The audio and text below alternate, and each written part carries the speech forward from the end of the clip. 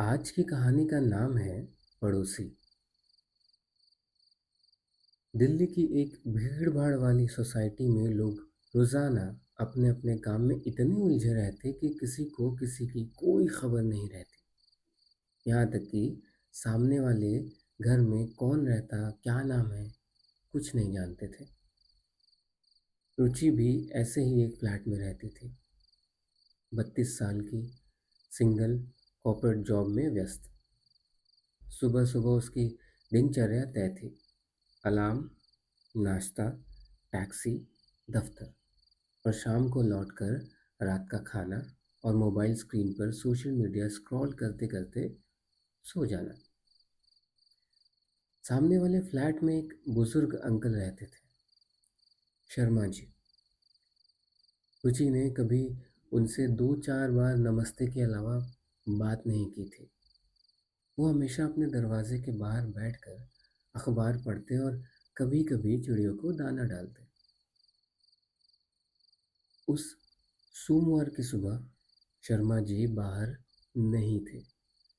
फिर रुचि ने सोचा शायद तबीयत ठीक नहीं होगी और जल्दी-जल्दी में दफ्तर चली गई। अगले 2 दिन भी वही हाल रहा। दरवाज़ा बंद, बाहर अखबार बिना उठाए पड़े हुए। रुचि को थोड़ी चिंता हुई पर उसने सोचा शायद कोई रिश्तेदार आ गया होगा या फिर वो कहीं गए होंगे। और फिर हमेशा की तरह उसने अपने दफ्तर और मीटिंग्स को प्राथमिकता दी। पर तीसरे दिन शाम को जब वो लौटी ऑफिस से तो उसने देखा कि शर्मा जी के दरवाजे के पास एक छोटा सा पैकेट रखा था। कोई डिलीवरी वाला आया होगा और छोड़ गया होगा। रुचि ने दरवाज़ा खटखटाया पर अंदर से कोई जवाब नहीं मिला। थोड़ी देर सोचकर उसने पैकेट वहीं छोड़ दिया। लेकिन जाते जाते उसने देखा कि उस पैकेट पर उसका खुद का नाम लिखा था, रुचि मल्होत्रा। रुचि चौंक गई। उसने पैकेट उठाया और घर के अंदर आकर खोला। अंदर एक पुराना मुड़ा तुड़ा नोट था और एक पेन ड्राइव। नोट में सिर्फ इतना लिखा था, जब लोग पास होकर भी दूर रहते हैं तो सच उनके सामने होते हुए भी अदृश्य रहता है। इसे देखो और समझो। एस शर्मा। फिर रुचि का दिल इसे पढ़ते ही तेजी से धड़कने लगा और उसने लैपटॉप में पेन ड्राइव लगाया। पेन ड्राइव में सिर्फ एक वीडियो फाइल थी जिसका नाम था नेवर्स डॉट MP4। वीडियो प्ले किया। स्क्रीन पर सोसाइटी का वही कॉरिडोर दिखा जिसमें उसका और शर्मा जी का फ्लैट था।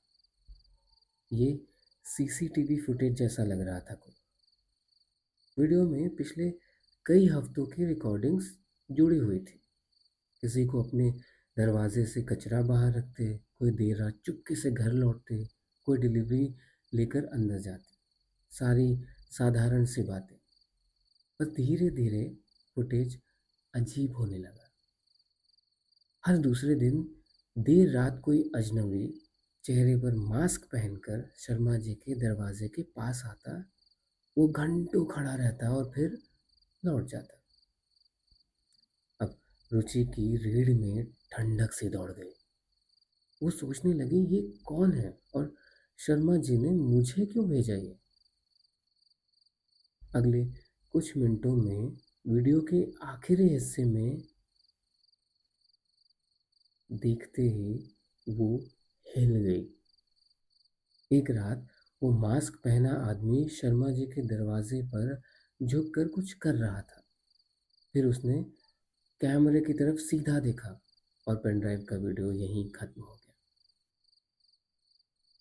इसके बाद रुचि ने तय किया कि वो शर्मा जी के फ्लैट में जाकर पता लगाएगी। उसने दरवाज़ा खटखटाया पर कोई जवाब नहीं आया। थोड़ी हिम्मत करके उसने हैंडल घुमाया और दरवाज़ा खुला था। अंदर अंधेरा था। लिविंग रूम में धूल जमी थी और सोफे पर एक पुराना कैमरा रखा था। टेबल पर एक डायरी खुली थी जिसमें लिखा था, अगर तुम ये पढ़ रही हो रुचि, तो शायद मैं जा चुका हूँ। यहाँ कुछ लोग तुम्हारे बारे में जानकारी जुटा रहे हैं। मैं उन्हें पहचानता हूँ और वो मुझे पहचानते हैं। अब तुम्हें सावधान रहना होगा। डायरी में आगे लिखा था कि Sharma ji retired police officer थे। कुछ महीनों पहले उन्हें शक हुआ कि सोसाइटी में कोई डेटा चोरी और पहचान बदलने वाले गिरोह का हिस्सा है। जो लोग बाहर से आम दिखते थे, वो असल में पड़ोसियों की जानकारी इकट्ठा कर रहे थे, उनके रूटीन, आदतें और निजी जानकारी। शर्मा जी ने रुचि को देखा था कि वो हमेशा देर रात तक बाहर रहती और अकेली रहती। शायद वो अगला टारगेट थी। ये सारा पढ़ते ही रुचि के हाथ कांपने लगे और उसने पुलिस में कॉल करने की कोशिश की, पर नेटवर्क लगातार फेल हो रहा था। उसने सोसाइटी के सिक्योरिटी गार्ड को भी बुलाना चाहा फ़ोन से, लेकिन गार्ड नहीं था। फिर अचानक से बाहर से धीमी आहट आई, किसी के कदमों की। वो झुककर खिड़की से देखी तो वही मास्क पहना आदमी उसके फ्लैट के दरवाजे के पास खड़ा था। रुचि ने जल्दी से पेन ड्राइव, डायरी और कैमरा उठाया और पीछे के गेट से निकलने की कोशिश की, पर गेट पर ताला लगा था। फिर एक सेकंड के लिए वो रुकी और सोचा कि अगर शर्मा जी ने मुझे ये सब दिया है, तो शायद उनके पास कोई बैकअप प्लान होगा। वो वापस लिविंग रूम में गई और हर दराज, हर कोने को खंगालने लगी। एक दराज में उसे एक छोटा सा ट्रांजिस्टर रेडियो मिला। उसके पीछे लिखा था, चैनल 105.8 पर ट्यून करो।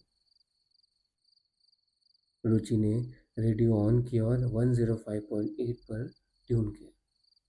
कुछ देर तो सिर्फ शोर सुनाई दिया, पर फिर एक धीमी सी आवाज़ आई कि अगर तुम ये सुन रही हो तो फ्लैट नंबर 403 में आओ, दरवाज़ा खुला होगा, जल्दी करो। रुचि का दिल और तेज धड़कने लगा। फिर 403 उसी बिल्डिंग में था, पर अलग विंग में। वो किसी तरह वहाँ पहुंची। दरवाज़ा सच में खुला था। अंदर एक टेबल पर ढेर सारी फाइलें और एक नक्शा फैला था, सोसाइटी का पूरा ब्लूप्रिंट। कमरे के कोने में एक पुराना व्हीलचेयर रखा था और उस पर एक चादर से ढकी हुई आकृति थी। रुचि ने धीरे से चादर हटाई। वहाँ शर्मा जी बैठे थे, बिल्कुल चुप, जैसे महीनों से वहीं हो। उनकी आंखें खुली थी, लेकिन उनमें कोई हरकत नहीं थी। टेबल पर एक नोट पड़ा था। उसमें लिखा था, अब ये खेल तुम्हारे हाथ में है रुचि। जो दिख रहा है वही सच नहीं है। पड़ोसियों पर भरोसा मत करना। रुचि पीछे मुड़ी तो दरवाज़ा बंद हो चुका था। बाहर से उसी मास्क वाले के कदमों की आवाज़ आ रही थी। अचानक रेडियो फिर चालू हुआ और वही आवाज़ बोली, रुचि, देर मत करना, इस बार वे तुम्हें जानने नहीं देंगे। रुचि घबरा गई। रुचि 1 मिनट के लिए तो कुछ भी नहीं सोच पा रही थी, पर कैसे कैसे करके उसने खुद को शांत किया, स्टेबल किया।